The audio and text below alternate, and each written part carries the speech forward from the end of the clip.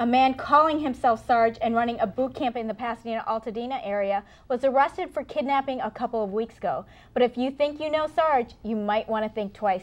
Keith Sarge Gibbs says he's the real Sarge, and he wants to make sure people here in the San Gabriel Valley know he wasn't the one arrested. Thank you for being here, Sarge. Thank you for inviting me. So who was this person calling himself Sarge out there? His name was Kelvin McFarland. Okay. And Kelvin McFarland was associated with us approximately 2 years ago, and he didn't pass his background investigation, and we had to release him.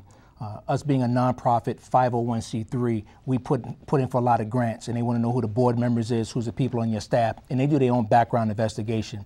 And it was to our demise to have someone of that caliber on our staff because it'll hinder our grant opportunities. Absolutely. So you knew this person, you had to break away from him, you couldn't have him involved in your program. So what was he doing out there? I haven't the slightest idea. That's something that we definitely don't do. Everything we do is parent involvement. So when we do something, it's with the parent consent and the parents are involved, and they keep everything on the straight and narrow. So he went out and started his own program, basically, yes, he did. And made it seem like he was Sarge and it was your boot camp. Is that what you think happened out there? I understand that it was called Parent First, Family First, or whatever the case may be. So it had a different name from Sarge Community-Based Commit to Achieve Youth Boot Camp. Okay. And did people start questioning you and start thinking that it was you out there? Or how did you start finding out about it? Yes, I've been getting a lot of phone calls and emails, and people saying, "Why are you answering the phone? You know, how can you have a phone in jail? You know people in jail too." And I'm like, "What are you talking about?" And they said, "Man, you just got arrested." I said, "Well, I must be dreaming because I'm sitting in my office. You just called me." Okay. So it was a wake-up call. So why was he in jail? What happened there? Well, I understand he was arrested for abduction or kidnapping and extortion.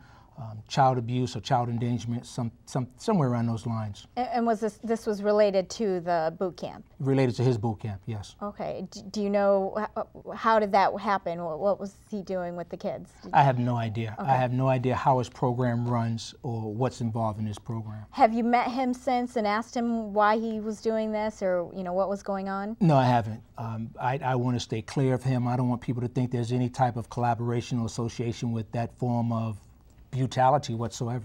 Okay. And what would, if you were to meet him, what would you say to him? I don't even know. That's a good question.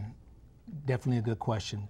I tell him, watch your P's and Q's, get some type of policy in place, because we have a policy called Standard Operating Procedures, and our policy is governed not only by my board of directors and the nonprofit itself, but also by the Boy Scouts of America. Okay. And what would you say to other people who are looking to put their kids in a boot camp? How do they do background checks and make sure it's legit? They need to, first of all, you need to hopefully they have an office. You want to go to their office and see things, see how the office environment is. You want to ask them if they have a live scan results that they can show you. Are they connected with the Department of Justice, for which we are? Then you want to ask them, are they incorporated? Do they have articles of incorporation? Ask to see those articles of incorporation. Ask them, are they a 501c? Ask to see that 501c3 status. Ask them, do they have any other documentation to substantiate what they can do and how they work with kids? We've been, again, nominated through the Boy Scouts of America for an Explorer Post 1959. We're involved with the Department of Children and Family Services. We do live scans with the Department of Justice. We are 501c3, and all my staff are PROAC certified. And PROAC is a model that the group homes use, 5 acres, Sycamore, and it's an off-hands approach to dealing with a kid to de-escalate the situation. Okay. So those are a lot of things that they need to ask for. So, what I understand what had happened with him is that he was actually working with the kids closely, but then was basically, if they did get into trouble, he would go to the parents and say, you can only, I have your child, and, you need to put him into my boot camp to get him back. Is that what you understand happening? Or? That's what I understand happening, but that's something we don't do. And I tell my staff, if a parent calls and say, I want to put my kid in your boot camp, we don't go to the parent's house.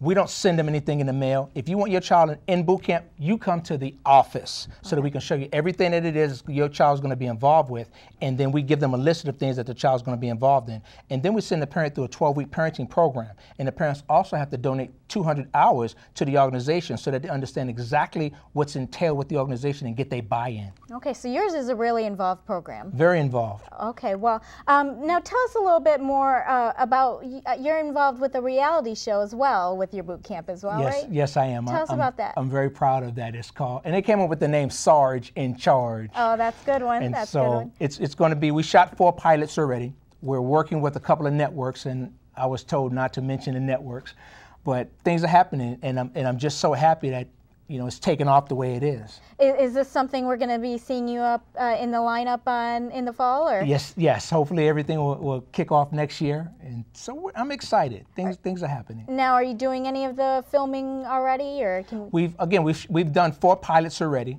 and this Friday we're going out for drill weekend. Once a month we leave for the whole weekend. We call that drill weekend. So we'll take about 35, 40 cadets out in the field, sleeping bag on the ground under the stars, and we do what we do. All right. Well, You're that more than sounds welcome good. to come. Well, that sounds like a great program. We should definitely send one of the reporters out there, be a part of your boot camp, huh? You should. Okay. Well, thank you so much for being here, Sarge. Thank you. All right. Take care.